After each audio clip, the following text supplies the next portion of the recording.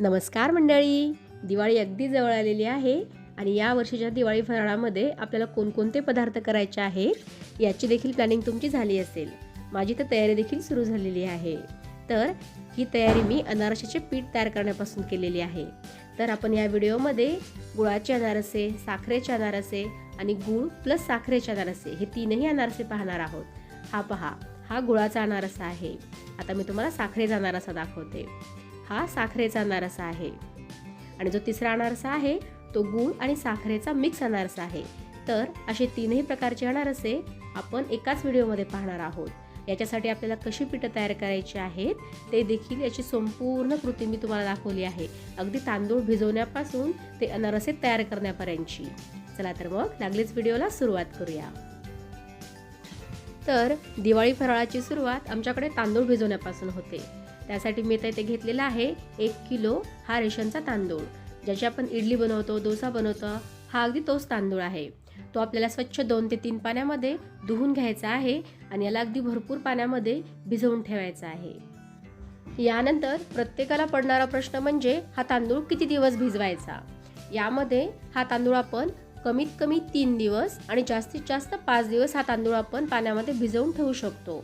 आणि यामधील अगदी नियमित न चुकता यामधील एकदा पाणी आपल्याला बदलून घ्यायचे आहे. अगदी हलक्या हाताने तांदूळ धुवून घ्यायचे आहेत आणि नवीन पाणी घालून परत हा तांदूळ भिजत घालायचा आहे. असं मी हे आता 4 दिवस करून घेतलेलं आहे.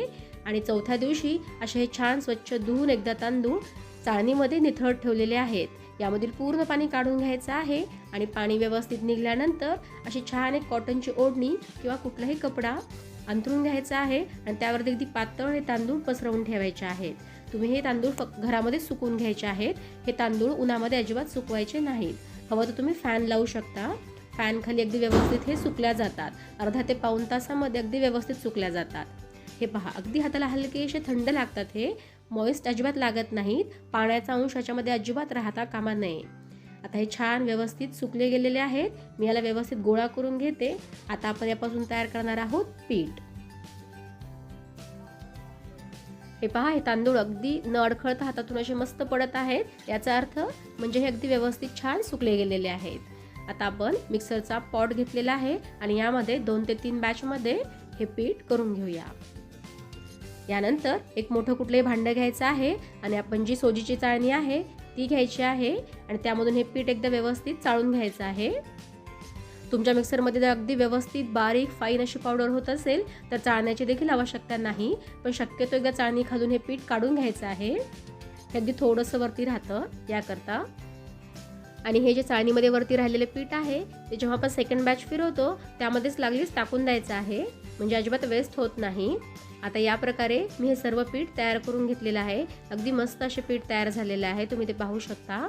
आता आपण सुरुवातीला करणार आहोत साखरेच्या अनारसाचं पीठ. त्यासाठी मी आता हे तयार पिठामधील 4 वाटी पीठ काढून घेतलेलं आहे. त्यामध्ये आपल्याला घालायचं आहे 2 वाटी पिठी साखर, पावडर शुगर.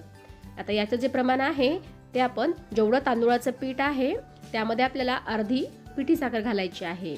म्हणजेच 4 वाटी जर तांदूळाचे पीठ असेल तर आपल्याला 2 वाटी पिठी साखर घालायची आहे. याचं हे अगदी परफेक्ट प्रमाण आहे. अगदी परफेक्ट गोडीचे हे अनारसे तयार होतात. आता हे अगदी व्यवस्थित छान दोन्ही मिक्स करून घ्यायचं आहे. तुम्ही हवं तर तुम्ही असे हे मिक्स केलेले पीठ एखाद्या एअरटाईट डब्यामध्ये भरून घेऊ शकता.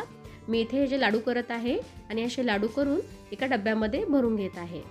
हे पहा, आपल्याला तयार पिठाचे जवळपास 5 लाडू झालेले आहेत. या साईजचे कोणत्याही एका एअरटाईट डब्यामध्ये ठेवायचे आहे आणि हे फ्रीजमध्ये ठेवायचं नाही. अगदी रूम टेम्परेचरवरती व्यवस्थित हे पीठ राहतं आरामशीर 15 ते 20 दिवस. यापेक्षा जर जास्त स्टोअर करायचं असेल तर मात्र तुम्ही हे फ्रीजमध्ये ठेवा.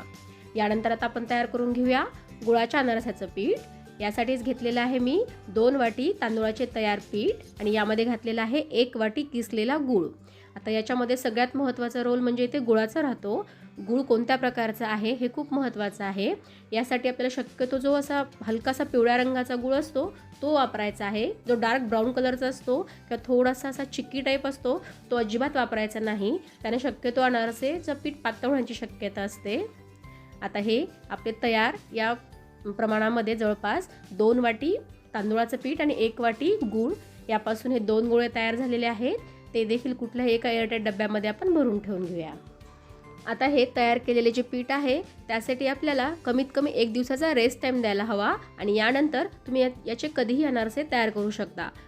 अनारसे गुळाचे असो की साखरेचे 1 दिवसाचा रेस्ट टाईम या पिठाला अवश्य द्यायचा आहे.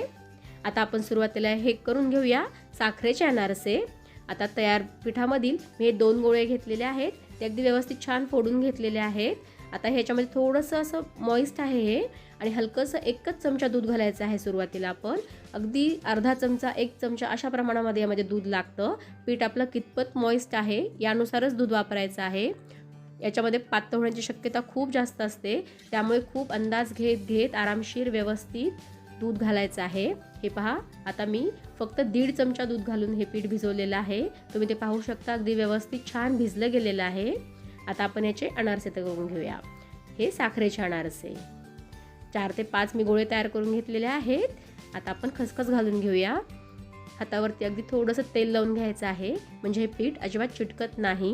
आणि हातावरती हे पहा, या पद्धतीने मी असं गोल तयार करून घेत आहे आणि दोन्ही हातावरती छान असं थापून घ्यायचं आहे.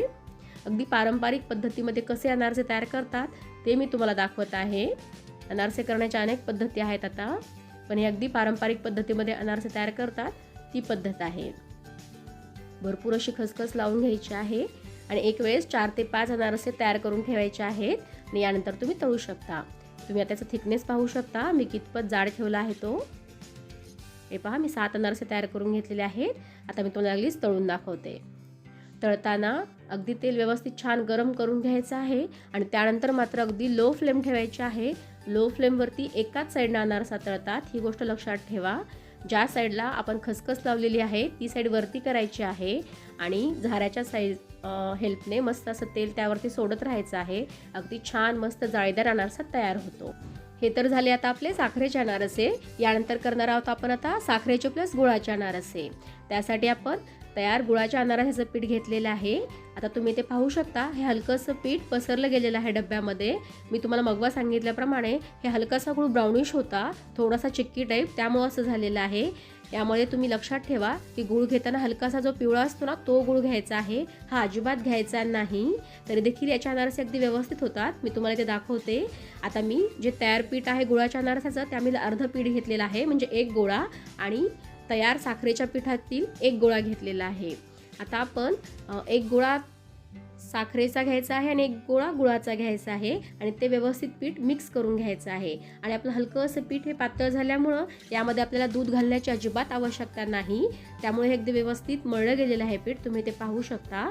आणि सेम मी ज्या पद्धतीने साखरेचे अनारसे केले त्याप्रमाणे आपण आता हे गुळाचे आणि प्लस साखरेचे अनारसे तयार करून घेणार आहोत. प्रोसेस तीच आहे, पण ज्यांना हलकासा नरम अनारसा आवडतो आणि खूप जास्त गूळ नको आहे किंवा खूप जास्त साखर नको आहे त्यांच्यासाठी हा अनारसा अगदी योग्य आहे. तुम्ही दोन्ही प्रमाण अर्धे अर्धे घ्यायचे आणि मस्त अनारसे अशा प्रकारे करून घ्यायचे. आता तळण्याची देखील तीच पद्धत, लो फ्लेमवरती अगदी व्यवस्थित छान एक एक अनारसा तळून घ्यायचा आहे. अनारसा एकाच साईडनं तळून घ्यायचा आहे आणि छान तेल झाऱ्यानं मस्त उडवत असं मस्त तळून घ्यायचं आहे. अनारसा छान आतमध्येपर्यंत तळतो आणि मस्त जाळी देखील पडते. आता हे तयार झाले आपले गुळाचे प्लस साखरेचे अनारसे. आता यानंतर आपण करून घेणार आहोत गुळाचे अनारसे. यानंतर last but not the list म्हणजेच गुळाचे अनारसे, आणि अगदी सगळ्यांना अवघड वाटणारा हा प्रकार म्हणजेच गुळाचे अनारसे. आता आपण हे जे तयार गुळाचे पीठ केलेले आहे त्यामधील पीठ काढून घेऊया. आता तुम्ही ते पाहू शकता, हे हलकंसं गूळ ब्राउनिश असल्या कारणानं थोडासा चिक्की टाईप असल्या कारणानं पातळ झालेलं दिसत आहे. आता या ठिकाणी एक गोष्ट करायची, आपण जे पीठ तयार करतो तांदळाचं त्याच्यामधील थोडंसं पीठ, एक छोटा डब्बा भरून पीठ बाजूला ठेवायचं, कारण शक्यतो गुळाचे अनारसे करताना एखाद्या वेळेस असं होऊ शकतं की ते पातळ पीठ होण्याची शक्यता असते. मग त्यामध्ये आपल्याला हे जे कोरडं पीठ आपण ठेवलेलं असतं ते थोडंसं यामध्ये घालण्यासाठी ठेवायचं. आपण हे साखरेचं किंवा आपण जेव्हा साखरेचे देखील अनारसे करतो त्यासाठी देखील हे तुम्ही करू शकता. जे नवीन आहेत त्यांच्यासाठी ही स्पेशली टिप आहे. आणि गुळाचं तर जे खूप सुगरण आहेत त्यांच्याकडून देखील ही चूक होऊ शकते. त्यासाठी आपण शक्यतो सेफ साईड म्हणून एक छोटासा डब्बा पिठी काढून ठेवायची. आता मी पिठी काढून ठेवल्यामुळे मला त्याचा इथे फायदा झाला आणि मी गुळाचे अनारसे करताना त्यामध्ये ही पिठी घालू शकले. मी अगदी 3 ते 4 चमचे यामध्ये ही तयार तांदूळाची आपण जी पिठी तयार केलेली होती ती घातली आणि व्यवस्थित छान पीठ हे मळून घेतलं. आता यामध्ये दुधाचा तर प्रश्नच नाही, कारण हे पीठ ऑलरेडी आपलं थोडं पातळच होतं. आता आपण सेम परत तीच प्रोसिजर, मस्त खसखस घालायची आहे, हाताला तेल लावायचं आहे आणि छान बोटानं मस्त अगदी थापून घ्यायचं आहे. खूप जास्त जाडही नाही किंवा खूप जास्त पातळही नाही. आता आपण हे तळून घेऊया. तुम्ही तर थिकनेस इथे पाहून घेऊ शकता. अगदी सेम याच प्रकारची ठेवायची आहे. तळण्याची देखील सेम तीच प्रोसिजर. तुम्ही त्याच पद्धतीने अगदी व्यवस्थित हे अनारसे तळून घ्या आणि ह्या तीनही पद्धतीमधली कुठलीही तुम्ही एका पद्धतीनं करून बघा किंवा तीनही पद्धतीनं करा आणि यावर्षी दिवाळीमध्ये हे अनारसे एकदा नक्कीच या पद्धतीनं करून बघा. तुमचे अनारसे कधीच फसणार नाहीत. तेव्हा या दिवाळी फराळाची तयारी सुरू करताना तांदूळ भिजवण्याची अजिबात विसरू नका आणि तुम्हाला अनारसे करताना काहीही अडचण आली तर तुम्ही बिलकुल कमेंट बॉक्समध्ये मला विचारू शकता. मी नक्कीच त्याचा उत्तर देण्याचा प्रयत्न करेल. अगदी प्रत्येक प्रश्नाचं उत्तर मी पर्सनली देईल. याचप्रमाणे आपल्या चॅनलवरती विविध प्रकारचे अगदी पारंपरिक मस्त असे फराळाचे पदार्थ आहेत. ते देखील तुम्ही पहा, करून बघा, अतिशय छान आहेत. आपण पुन्हा भेटणार आहोत अशाच एका मस्त आणि छानशा रेसिपीसोबत. धन्यवाद.